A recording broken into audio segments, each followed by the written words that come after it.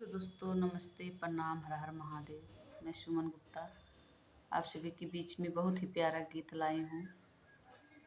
बहुत सुंदर गीत है, भक्ति गीत है। आप लोग सुनिए, अच्छा लगे तो कमेंट बॉक्स में जरूर बताइए, लाइक सब्सक्राइब शेयर करिए, फुल वॉच करके सुनिएगा। आइए सुनाते हैं। पहिले पूजनिया होला तोहार, हे गौरी के ललना। पहिले पूजनिया होला तोहार, हे गौरी के ललना। हे गौरी के ललना, हे गौरी के ललना। पहिले पूजनिया होला तोहार, हे गौरी के ललना। भोले जी के होला हो, गौरा जी के होला। भोले जी के होला हो, गौरी जी के होला। पहिले पूजनिया होला तोहार, हे गौरी के ललना। पहिले पूजनिया होला तोहार, हे गौरी के ललना। राम जी के होला हो, सिया जी के होला।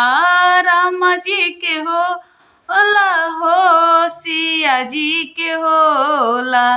पहिले पूजनिया होला तोहार, हे गौरी के ललना। पहिले पूजनिया होला तोहार, हे गौरी के ललना।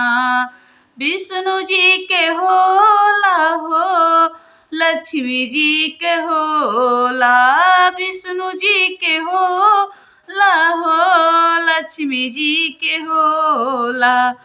पहिले पूजनिया होला तोहार, हे गौरी के ललना।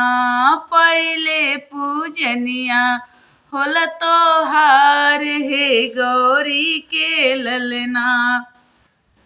ब्रह्मा जी के होला हो, सरस्वती जी के होला। ब्रह्मा जी के होला हो, सरस्वती जी के होला। पहिले पूजनिया होला तोहार, हे गौरी के ललना। पहिले पूजनिया होला तोहार, हे गौरी के ललना। हे गौरी के ललना, हे गौरी के ललना। कृष्णा जी के होला हो, राधा जी के होला।